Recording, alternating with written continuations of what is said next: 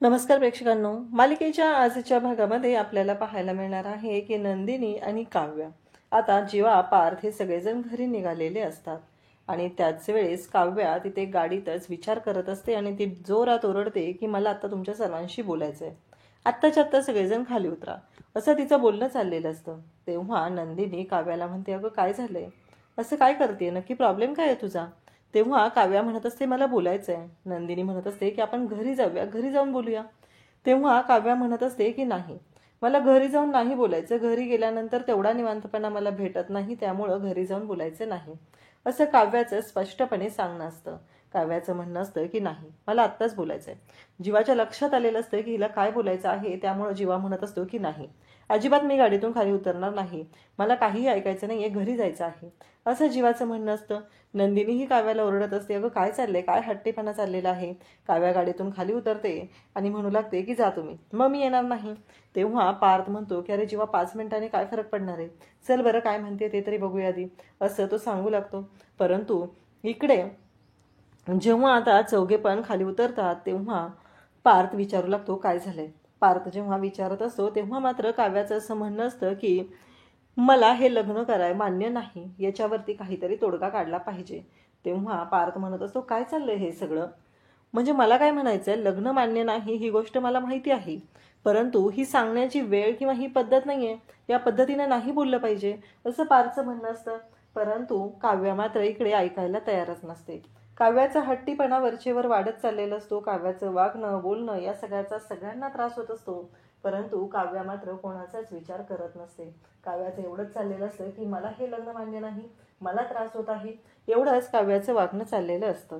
काव्या जराही विचार करत नसते की आपल्या बोलण्याचा वागण्याचा बाकीच्यांनाही त्रास होऊ शकतो, त्यांनाही तिथे त्रास होऊ शकतो. आपण जे वागतोय, आपण जे बोलतोय ते चुकीचं आहे, ही गोष्ट मात्र काव्याच्या लक्षातच येत नाही.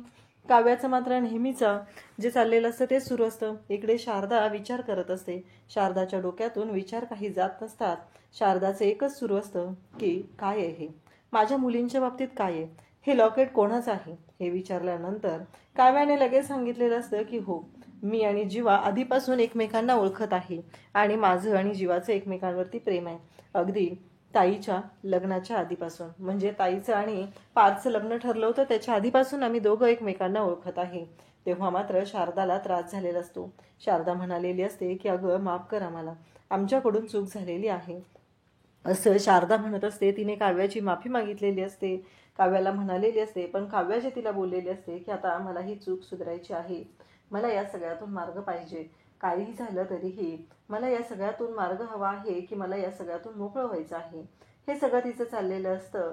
परंतु ह्या सर्व गोष्टी शारदाला आठवत असतात आणि शारदाच्या छातीत कळ येऊ लागते. तेवढ्यातच धनंजय तिथं धावत येतो. धनंजय म्हणतो, काय झालंय, काय होतंय तुला. परंतु शारदाच्या छातीतून कळ येत असते, तिला त्रास होऊ लागलेला असतो आणि धनंजय तिला सावरत असतो, पण शारदा मात्र खालीच कोसळलेली असते. आणि त्याचबरोबर आपल्याला पाहायला मिळतं की हे सगळं जेव्हा घडत असतं तेव्हा मात्र धनंजय म्हणत असतो की काय होतंय तुला.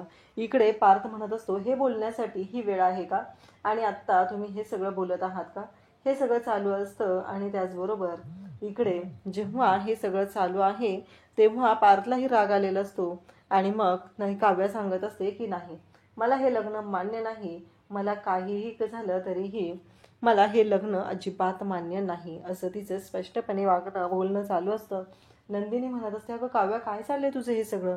नंदिनी काव्याला समजवण्याचा प्रयत्न करत असते, पण काव्या मात्र ऐकायलाच तयार नसते. पार्थ म्हणत असतो, पण हे बोलायला आपल्याकडे नंतरही वेळ आहे, आत्ता हे बोलणं गरजेचं नाही, असं पार्थचं म्हणणं असतं. पार्थ समजवत असतो, पार्थ बोलत असतो, तरीही हिला मात्र अजिबात ऐकायचं नसतं. हिचं एवढंच चालू असतं की नाही, माझं जे म्हणणं आहे ते तुम्ही ऐकून घ्या, कारण मला हे लग्न मान्य नाही, मला हे लग्न टिकवायचं नाही, एवढंच काव्याचं बोलणं सुरू असतं. पार्थ, नंदिनी सगळेजण तिला समजवत असतात, पण तिला ऐकूनच घ्यायचं नसतं. ती फक्त वारंवार एवढंच म्हणत असते की मला या लग्नामुळे त्रास होतोय, माझा जीव घुसमटतोय, मला या लग्नातून मुक्तता हवी आहे. आणि त्याचबरोबर ती बोलत असते की काहीही झालं तरीही मी हे लग्न मान्यच करत नाही. पार्थ त्याचबरोबर सगळेजण तिला समजवत आहेत. तेवढ्यातच नंदिनी म्हणत असते की थांब काव्या, बाबांचा फोन येतोय. काव्या म्हणत असते की नाही, जोपर्यंत माझं बोलणं होत नाही तोपर्यंत नंदिनी ताई बाबांचा फोन घ्यायचा नाहीस, असं तिचं म्हणणं असतं. परंतु इकडे नंदिनी मात्र म्हणायला सुरुवात करते की नाही काव्या, थांब जरा. आत्ता बाबांनी फोन केलेला आहे म्हणजे काहीतरी त्यांचं महत्त्वाचं कारण असणार आहे. तेव्हा काव्या म्हणत असते की नाही, बाबांनी जरी फोन केलेला असला तरी मला नाही वाटत की त्यांचं काही महत्त्वाचं कारण आहे. परंतु नंदिनी म्हणत असते की काव्या जरा शांत हो, तुझ्या लक्षात येत नाहीये. तर नंदिनीच्या समोर काव्याचं असं म्हणणं असतं की बाबांनी जर फोन केलेला असेल तर त्यांनी याच गोष्टीसाठी फोन केलेला आहे की पोहोचला का म्हणून. त्यावरती नंदिनी म्हणत असते शक्यच नाही, कारण हा फोन जर करायचा असता तर तो आईने केला असता, बाबांनी नसता केला. मग नंदिनी कॉल रिसीव्ह करते. काव्या तिला म्हणत असते की नाही उचलायचा फोन, पण नंदिनी काही ऐकत नाही. आणि तेवढ्यातच तिकडून नंदिनी धक्का लागल्यासारखं बोलते, कारण इकडे धनंजयने तिला सांगितलेलं असतं की इकडे शारदाला हॉस्पिटलमध्ये ॲडमिट केलेलं आहे, शारदाला त्रास होऊ लागलेला आहे आणि त्यामुळं शारदाला मी हॉस्पिटलला ॲडमिट केलेलं आहे. तेव्हा नंदिनी म्हणते काय झालं बाबा आईला. तेव्हा ते सांगू लागतात की अगं तुम्ही निघालात ना तेव्हापासून ती अस्वस्थ होती, पण आम्हाला कळत नव्हतं की ती टेन्शनमध्ये आहे, नक्की काय झालेलं आहे, काहीच अर्थ लागत नव्हता. पण जेव्हा नंतर तिच्याकडून कळलं ते म्हणजे ती बेशुद्ध पडली आणि आता आम्ही तिला सिटी हॉस्पिटलला ॲडमिट केलं आहे. इकडे नंदिनीला मात्र खूप मोठा धक्का बसलेला असतो. नंदिनी म्हणत असते की हो बाबा आम्ही येतो, आम्ही थोड्याच वेळात तिथं पोहोचतोय, काळजी करू नका, काही होणार नाही आहे असं म्हणत नंदिनी बाबांची समजूत घालू लागते. ती बोलत असते, ती सांगत असते. त्यासोबतच तिचं असं म्हणणं असतं की बाबा अजिबात काही होणार नाही आहे, तुम्ही टेन्शन घेऊ नका असं म्हणत तिने समजूत घालत आहे. मग जीवा पार्थ सगळेजण विचारू लागतात की काय झालं. तेव्हा नंदिनी सांगते की आईला चक्कर आलेली आहे आणि आईला सिटी हॉस्पिटलमध्ये ॲडमिट केलेलं आहे. तेव्हा पार्थ म्हणतो चला आत्ताच्या आत्ता आपल्याला तिकडे गेलं पाहिजे असं म्हणत पार्थ नंदिनीला म्हणतो की चला. काव्या मात्र इकडे विचार करू लागते. काव्या म्हणत असते बापरे, हे सगळं जे झालंय ते माझ्यामुळेच झालेलं असणार आहे असं काव्याच्या डोक्यात सुरू असतं. काव्या मात्र विचार करत असते हे सगळं काय आहे, या सगळ्याचं काय करायचं हा प्रश्न तिला पडलेला असतो. इकडे पार्थ, जीवा त्याचबरोबर नंदिनी या तिघांनाही खूप टेन्शन आलेलं असतं, कारण आईला तर हॉस्पिटलमध्ये ॲडमिट केलेलं आहे, नक्की काय झालेलं आहे हे कळत नाही आहे. धनंजय मात्र टेन्शनमध्ये आहे. धनंजय म्हणत असतो की तुम्ही येणार म्हणून किती खुश होती ती, तुमच्या दोघींबरोबर तिला वेळ घालवायचा होता, पण हे सगळं काय झालंय नंदिनी असं म्हणत धनंजय बोलत असतो. आणि धनंजय इकडे नंदिनीला विचारत असतो नक्की काय झालं असेल. धनंजय याच गोष्टींचा विचार करत असतो. पार्थही तिथं असतो. पार्थ त्याचबरोबर काव्या सगळेजण आता निघालेले आहेत. काहीही झालं तरीही काव्याला नंदिनी सांगत आहे चल बस गाडीत आत्ताच्या आत्ता असं म्हणत नंदिनी काव्याला गाडीत बसायला सांगत आहे. पार्थ, जीवा दोघांनीही अचानक डिसिजन घेतलेला आहे की आपल्याला लगेच गेलं पाहिजे. इकडे मात्र आता रम्या आणि त्याचबरोबर वसुंधरा दोघीही कॉफी पित असतात आणि त्याचवेळी मानिनी तिथे हॉलमध्ये एरझाऱ्या मारत असते, कारण मुलं अजून आलेली नाही आहेत, ती गेलेली आहे, त्यांचा कॉलही आलेला नाही. कारण ज्या परिस्थितीमध्ये लग्न झालेलं आहे ती परिस्थिती कशी आहे, नक्की काय झालेलं असेल या गोष्टींचा विचार त्या करत असतात. त्याचवेळी मानिनी इकडे त्या दोघीजणी येतात आणि म्हणतात की मानिनी म्हणजे तुला काय वाटतंय, तुझ्या मुलांनी तुला कॉल केलेला नाही त्यामुळं आता बघ ना, म्हणजे ती कसं झालंय लगेच बायका आले की बायकांबरोबर गेली ना, त्यांनी कुठं विचार केला तुझा असं म्हणत ते बोलू लागतात. आणि इकडे म्हणत असतात की काही झालं तरीही लग्नानंतर बदलतात ग मुलं असं म्हणत ते मानिनीला बोलत असतात. मानिनी म्हणते बदलू द्या ना, उलट चांगली गोष्ट आहे माझ्यासाठी, कारण माझ्या मुलांनी एकमेकांना वेळ द्यावा, एकमेकांसोबत राहावं हे असंच वाटत आहे मला, आणि जर त्यांच्या बाबतीत असं झालं तर मला काहीच हरकत नाही आहे असं स्पष्टपणे मानिनी सांगत असते. आणि त्यावेळेस मात्र ह्या दोघींनी तिला म्हणत असतात बघ, नाहीतर नंतर असं व्हायचं की तुलाच वाटायचं की बघा मुलं मला विचारतही नाहीत, पण बघ ना आजच तू विचार कर, मुलांनी तुला सांगितलंही नाही, ते किती कधी पोहोचले, कधी येणार आहे, कोणत्याच गोष्टीची कल्पना दिलेली नाही, हे सगळं बोलणं सुरू असतं. आणि त्यासोबतच इकडे आपल्याला पाहायला मिळतं की वसुंधरा बोलत असते, रम्याही तिथं असते. आणि मग वसुंधरा म्हणत असते की ह्या मानिनीला काहीही बोल, कितीही बोल, त्याचा काहीच परिणाम तिच्यावरती होत नाही, कारण हिच्याशी कोणत्याही भाषेत बोललं तरी ही शांतच असते, ही जराही जागची हलतच नाहीये. हे सगळं बोलणं चालू झालेलं असतं. परंतु इकडे मात्र रम्या म्हणत असते तू काळजी करू नकोस आई, कसं आहे माहिती आहे का, मानिनी मामी जरी शांत असली तरीही एक व्यक्ती शांत राहत नाहीये हे मला माहिती आहे, आणि ती म्हणजे काव्या. ऑलरेडी मी तिला लग्नाचे फोटो जे आले होते ते फोटो मी पाठवलेले आहेत आणि लग्नाचे फोटो तिला पाठवल्यामुळं आता तिनं तिथं तमाशा घातला असणार आहे हे तर मला माहिती आहे. त्यामुळं काहीही झालं तरीही काहीच हरकत नाही आहे, कसंही झालं तरीही आपल्या फायद्याचीच गोष्ट आहे हे सगळं ती सांगत असते. तिथे मात्र आगीत तेल ओतायचं काम करायचं, आपलं काम होणारच आहे असं रम्याचं म्हणणं असतं. आणि त्यासोबतच इकडे पाहायला मिळतं की जेव्हा हे सगळं चालू असतं तेव्हा रम्या आपल्या आईची समजूत घालत असते. दोघेही खुश असतात, म्हणजे दुसऱ्याचं वाटळ होऊन यांना आनंद मिळत असतो. इतक्या विचित्र पद्धतीच्या ह्या दोघीही असतात. परंतु इकडे मात्र आता काव्या धावतच येते. बाबा आईला काय झालं, बाबा आईला काय झालंय असं म्हणून विचारू लागते. तेव्हा मात्र धनंजय म्हणत असतो, नाही माहिती हे सगळं काय झालंय, कशामुळे झालंय, माझ्याही लक्षात येत नाहीये असं धनंजयचं म्हणणं असतं. आणि धनंजय म्हणत असतो की आत्ता डॉक्टरांनी तिला ॲडमिट करून घेतलेलं आहे, त्याचबरोबर तिला माइल्ड अटॅकही आलेला आहे हे धनंजय सांगत असतो. तेव्हा काव्या म्हणत असते, बाबा पण आई कशी आता? तेव्हा धनंजय सांगतो की ते आहे आतमध्ये, डॉक्टर तिच्यावर उपचार करत आहे असं धनंजय सांगू लागतो. काव्या मात्र विचार करत असते.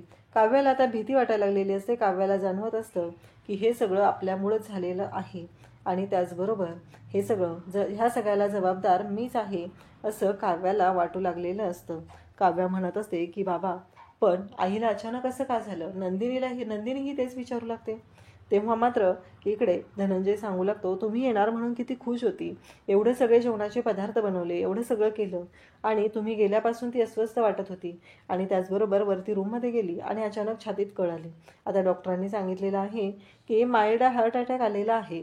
हे ऐकून सगळ्यांनाच धक्का बसतो. नंदिनी म्हणत असते की बाबा शांत व्हा, अहो तिनं टेन्शन घेतलं असेल म्हणून झालं असेल, आपण बोलूया तिच्याशी. तेव्हा इकडे काव्याला फक्त माहिती असते की हे सगळं कशामुळे झालेलं आहे. काव्या मात्र म्हणत असते की हे सगळं माझ्यामुळे झालेलं आहे. आईनं जर ते लॉकेट पाहिलं नसतं तर ही परिस्थिती ओढवलीच नसती. आणि त्याचबरोबर इकडे धनंजय मात्र हात जोडून पार्थ आणि जीवाची माफी मागत असतो. म्हणत असतो की खरंच हे माफ करा, मला तुम्हाला एवढं धावत यावं लागलेलं आहे, तुम्हाला आमच्यामुळं त्रास झालेला आहे. तेव्हा पार्थ आणि जीवा दोघंही म्हणू लागतात की असा नका विचार करू बाबा, आपण एक फॅमिली आहोत ना, त्यामुळं असा विचार नका करू. हे सगळं बोलणं चालू असतं. आणि त्यासोबतच इकडे पाहायला मिळतं की जेव्हा या सर्व गोष्टी घडत असतात तेव्हा मात्र इकडे जीवा पार्थ दोघंही अगदी फॅमिली म्हणून मुलासारखे प्रत्येक वेळेस पाठीशी उभे राहत आहेत. आणि त्यासोबतच पाहायला मिळतं की जेव्हा मात्र इथे नंदिनी समजत असते तेवढ्यातच डॉक्टर तिथे येतात आणि डॉक्टर विचारू लागतात की डॉक्टरांना सगळेजण विचारू लागतात की काय झालेलं आहे. तेव्हा मात्र डॉक्टर सांगत असतात की आत्ता त्या स्टेबल आहेत, आता तो अजूनही त्या बेशुद्ध आहेत, परंतु त्यांना माइल्ड हार्ट अटॅक आलेला आहे. पुन्हा त्यांना कसलंही टेन्शन होणार नाही याची तुम्हाला काळजी घ्यावी लागणार आहे, हे सगळं डॉक्टरांनी सांगितलेलं असतं. आणि तेव्हा मात्र इकडे काव्या विचार करू लागते. काव्याला लक्षात आलेलं आहे की हे सगळं घडलेलं आहे ते फक्त आणि फक्त तिच्यामुळं झालेलं आहे. या सगळ्याला जबाबदार तीच आहे आणि तिच्यामुळंच हा हार्ट अटॅक तिच्या आईला आलेला आहे हे तिच्या लक्षात आलेलं आहे. काव्या मात्र म्हणत असते मनातल्या मनात की ह्या सगळ्याला जबाबदार मी आहे, हे सगळं माझ्यामुळं झालेलं आहे. पार्थ जीवा सगळेजण पाहत असतात आणि त्याचबरोबर डॉक्टर सांगत असतात की ही काही औषधं आहेत ती तुम्हाला आणायची आहेत. इकडे डॉक्टरांचे धनंजय आभार मानत असतो, कारण आज डॉक्टरांमुळंच शारदाचा जीव वाचलेला आहे. डॉक्टर म्हणत असतात की ही आमची ड्युटी आहे, हे आमचं काम आहे. आणि डॉक्टर इकडे म्हणत असतात की काळजी करू नका, होतील त्या व्यवस्थित असं डॉक्टरांचंही म्हणणं आहे. आणि त्यासोबतच इकडे पाहायला मिळतं की काव्या मात्र घाबरलेली असते, कारण आता काहीही झालं तरीही आईला आपल्यामुळं हा त्रास झालेला आहे ही गोष्ट फक्त आणि फक्त काव्यालाच माहिती असते, अजून घरातलं कोणालाही माहिती नसतं. पण नंदिनीनं मात्र थोडंफार त्यातलं ऐकलेलं असतं, म्हणून नंदिनीलाही याची कल्पना असते. तेव्हा काव्या तिथं उभी असते. डॉक्टरांनी औषध आणायला सांगितलेले आहेत. पार्थ म्हणतो की मी घेऊन येतो आणि पार्थ औषध आणण्यासाठी जात असतो. इकडे धनंजय मात्र खूप काळजी करत असतो. आरुषी कुठं आहे विचारलं जातं. तेव्हा धनंजय सांगतो की ती रिसेप्शनला आहे, फॉर्मॅलिटीज पूर्ण करत आहे. म्हणजे तिन्ही मुली आहेत, घरातली जबाबदारी करता पुरुष असा तिथे हतबल झालेला आहे. या सर्व गोष्टी घडत असतात आणि मग पार्थ लगेचच औषध आणण्यासाठी जातो. पार्थही खंबीरपणे तिथं उभा राहिलेला आहे, सगळी काळजी घेत आहे, काय हवं नको ते पाहत आहे.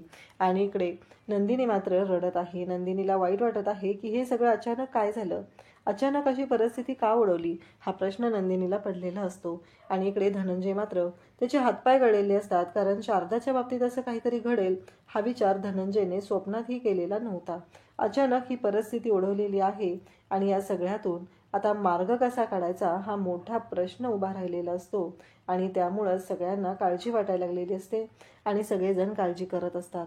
इथे जीवाही असतो. नंदिनी लगेच धावत बाबांकडे जाते. बाबांना म्हणते की बाबा काळजी करू नका, सगळं व्यवस्थित होईल, आई आपली बरी होणार आहे, असं ती सांगत असते. परंतु काव्याला एकटीला माहिती आहे की काय गोंधळ घालून ठेवलेला आहे काव्याने आणि त्याचा परिणाम तिच्या आईला आता कोणत्या परिस्थितीत भोगायला लागलेला आहे ही गोष्ट मात्र काव्यालाच माहिती आहे आणि काव्यालाच कळलेलं आहे. त्याचबरोबर इकडे धनंजय म्हणत असतो की मला कळत नाहीये की काय झालंय. आता काव्या तिथंच उभी असते. लगेचच पार्थ पण बाबांच्या जवळ जातो आणि बाबांना मदतीला म्हणजे त्यांना आधार देऊ इकडे जीवा पण लगेचच तिथे आधार द्यायला जातो. नंदिनीही रडत असते, धनंजय रडत असतो. काव्या तर खूपच डिस्टर्ब झालेली असते. काव्याला राहून राहून त्याच गोष्टी आठवत असतात की मी आईला ते सांगितलं आणि काव्या मनातल्या मनात म्हणत असते की ते लॉकेट जर आईला मिळालंच नसतं तर हे सगळं असं झालंच नसतं. या सगळ्याला कुठंतरी मी जबाबदार आहे असं काव्याला वाटत असतं. काव्या रडत असते. जीवा पण आता नंदिनी आणि धनंजयकडे गेलेला असतो. काव्या एकटीच असते. पार्थ औषध आणण्यासाठी गेलेला असतो. इकडे मानिनी मात्र विचार करत असते. त्याचवेळी विक्रम तिथं आलेला असतो. विक्रम म्हणत असतो काय झालं मानिनी. तेव्हा मानिनी म्हणत असते की अहो मुलं जाऊन खूप वेळ झालेला आहे आणि अजूनही ते आलेले नाहीत. नक्की सगळं व्यवस्थित असेल ना तिकडं. कसं आहे, खाली रम्या आणि वसुताई बोलत होत्या. त्यांच्या बोलण्याकडे मी लक्ष दिलेलं नाही, पण मुलांनी फोनही केलेला नाहीये. नक्की काय प्रॉब्लेम तर नसेल ना. तेव्हा विक्रम म्हणत असतो उलट आपण याच गोष्टीचा आनंद घेतला पाहिजे ना. मुलांनी एकत्र राहिलं पाहिजे, एकमेकांना वेळ दिला पाहिजे, त्यांच्यातला जो अफवर्डनेस आहे तो कमी झाला पाहिजे, यासाठी आपण हे विचार करत आहोत ना. उलट चांगली गोष्ट आहे ना. त्यांच्यातला अफवर्डनेस कमी होतोय आणि ते चौघजण एकत्र आलेले आहेत, एकत्र बोलू दे, एकत्र राहू दे, त्यामुळं त्यांना बरं वाटेल, असं इकडे विक्रम सांगत असतो. तेवढ्यातच मानिनी म्हणते मी पार्थला कॉल करून बघू का. विक्रम म्हणतो विचारते काय, कर ना. आणि मग पार्थला कॉल केला जातो. पार्थ इकडे रिसेप्शनच्या जवळ असतो. काही औषध आणायचे असते त्यासाठी गेलेला असतो. पार्थ फोन उचलतो आणि मग तो आईला म्हणू लागतो की हा आई बोल. तेव्हा मात्र इकडे ती म्हणत असते की अरे पार्थ काय झालं, कधी येणार आहात तुम्ही. तेव्हा पार्थ सांगत असतो गाई आम्ही निघालोच होतो, पण अचानक इकडे काव्याच्या बाबांचा फोन आला की काव्याच्या आईला हॉस्पिटलमध्ये ॲडमिट केलेलं आहे आणि मग आम्ही इकडे सिटी हॉस्पिटलमध्ये आलेलो आहे. त्यांना आत्ता अटॅक आलेला आहे असं डॉक्टरांनी सांगितलेलं आहे. हे जेव्हा ती ऐकते तेव्हा तिला मात्र धक्का बसतो. मानिनी म्हणते पण आता शारदाताई कशा आहेत, अचानक काय झालं. पार्थ म्हणतो नाही माहिती, काहीतरी स्ट्रेस आहे म्हणून सांगितलेलं आहे, असं पार्थ स्पष्टपणे सांगत असतो. तेव्हा मात्र मानिनी म्हणू लागते की आता त्या ठीक आहेत ना, काही प्रॉब्लेम नाही आहे ना. पार्थ म्हणतो की हो. मग ती विचारते आम्ही भेटायला येऊ का लगेच. तेव्हा पार्थ म्हणतो आत्ता नको, आत्ता आम्ही आहोत नाही ते सगळेजण, बघूया आपण नंतर येऊया, असं पार्थ आईची समजूत घालत असतो. त्यासोबतच इकडे आपल्याला पाहायला मिळतं की जेव्हा या सर्व गोष्टी घडत असतात तेव्हा मात्र विक्रम आणि मानिनी म्हणू लागतात की नक्की हे काय झालं, अचानक त्यांना शारदाताईंना असा हार्ट अटॅक का आला असेल, हा प्रश्न पडलेला असतो. आणि त्यासोबतच इकडे विक्रम विचारतो. पार्थ म्हणतो की हो आई मी ठेवतो फोन, असं म्हणत पार्थ आता फोन ठेवायला घेतो.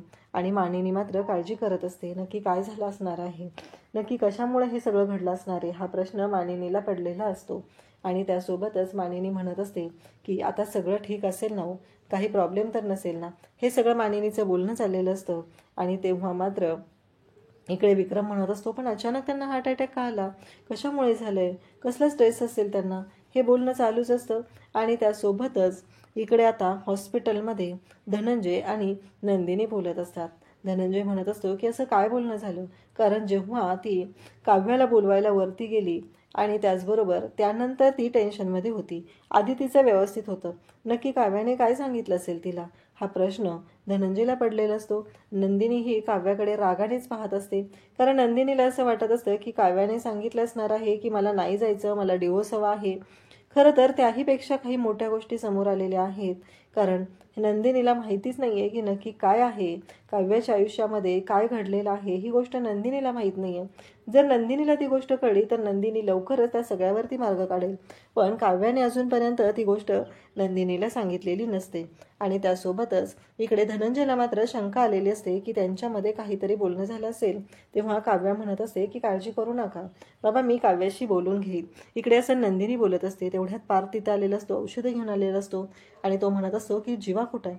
तेवढ्यात जीवा तिथे येतो, कॉफी घेऊन आलेला असतो. तो बाबांना कॉफी देतो आणि त्यासोबतच नंदिनी तिथं असते. नंदिनीला पण तो कॉफी देतो, पण नंदिनी म्हणू लागते की नाही मला नको आहे. मग नंदिनी काही कॉफी घेत नाही. मग तो काव्याकडे येतो, काव्याला ती कॉफी देतो आणि मग काव्या पण नाही म्हणते. काव्याला आठवत असतं की पार्थ नेहमी तिची जीवा नेहमी तिची काळजी घ्यायचा, तिला काय हवं नको ते पाहायचा, हे सगळं चाललेलं असतं. आणि त्यासोबतच तिला कॅडबी आणि कॅडममधली कोणती कॉफी आवडते इथंपासूनच्या सगळ्या बारीक सारीक गोष्टी दोघांनाही एकमेकांबद्दलच्या माहीत असतात. हे सगळं चालू असतं. आणि त्यासोबतच काव्या म्हणते की मी आईला भेटून येते. असं म्हणत काव्या आता शारदाला भेटायला जाते. नंदिनी सांगते की बाबा काळजी करू नका, मी बोलून घेईल, नक्की काय झालेलं आहे हे क्लिअर होईल आपल्याला, असं सांगत असते. शारदाकडे ती येते, शारदाच्या डोक्यावर हात ठेवते. शारदा शुद्धीवर आलेली असते. काव्याच्या डोळ्यात पाणी असतं आणि काव्या म्हणत असते की आई माफ कर मला, हे सगळं माझ्यामुळे झालंय. शारदा तोंडाचा मास्क काढते आणि म्हणू लागते की बाळा काळजी करू नको, सगळं व्यवस्थित होईल, असं सांगत असते. काव्याने मात्र येते, हात जोडलेले असतात. आई मला माफ कर, पण मी काय करू सांग ना, माझी खूप घुसमट होती, मला नाही जायचं गं, मला हे लग्न मोडायचं होतं, म्हणूनच मी तुला सांगितलंय, मी कशी राहू सांग ना, असं ती बोलत असते. तेव्हा इकडे शारदा म्हणत असते हो बरोबर आहे, मला पटतंय तुझं सगळं म्हणणं, परंतु एक गोष्ट लक्षात ठेव ना बाळा, मी तुझा विचार केला तर माझ्यासमोर नंदिनीचा विचार येतो. इतके दिवस सगळ्यांची लग्न जोडून, सगळ्यांची मोडणारी लग्न जोडून ती सगळ्यांना आधार देत आहे, पण आता काय होईल सांग ना, तिचं जर दुसऱ्यांदा लग्न मोडलं तर तिच्या आयुष्यामध्ये किती मोठा आघात असेल सांग बरं तू, असं ती बोलत असते. तेव्हा मात्र काव्या शांतच राहते. काव्या म्हणत असते की काय बोलतेस आई तू हे. काव्याला कळत नसतं की ह्या सगळ्यातून काय होणार आहे. आणि मग काव्या म्हणत असते पण आई, माझं आणि जीवाचं लग्न होईल आणि त्याचबरोबर ताईही सुखात असेल, हे सगळं ती बोलत असते. पण शारदाचं म्हणणं असतं की नाही, काही झालं तरी ह्या गोष्टी वाटते तेवढ्या सोप्या नाही आहेत. मग शारदा तिला विचारू लागते की तू बोललीस का, तुमच्या सगळ्यांमध्ये बोलणं झालं का. तेव्हा काव्या सांगू लागते की आई आम्ही बोलतच होतो, तेवढ्यात बाबांचा फोन आला आणि तुला हॉस्पिटलला ॲडमिट केलं हे समजलं, मग आम्ही इकडे आलेलो आहे, असं ती सांगत असते. तेव्हा मात्र इकडे लगेचच बोलत असते ती म्हणजे शारदा. शारदाला काळजी वाटत असते आणि शारदा टेन्शनमध्ये असते. आणि मग तेवढ्यातच नंदिनी तिथं आलेली असते आणि नंदिनी म्हणत असते की काय चाललंय तुमचं, नक्की काय सांगायचं आहे आणि काय करायचं आहे नक्की काव्या, असं म्हणत नंदिनी तिला बोलू लागते, तिला जाब विचारू लागते. काव्या म्हणत असते की काही नाही आहे, मी आईला एवढं सांगितलं होतं की मला हे लग्न नको आहे, मला डिवोर्स घ्यायचा आहे, माझं कोणावर तरी, एवढं बोलते आणि पुन्हा थांबते. आणि त्याचबरोबर इकडे आता काव्या नंदिनीला कसं सांगणार की तिचं जीवावरती प्रेम आहे का आई तिला आणखी काय सल्ला देणार आहे, ते आपल्याला पुढे पाहायला मिळणार आहे. अशाच अपडेटसाठी चॅनलला सबस्क्राईब करा. थँक्यू.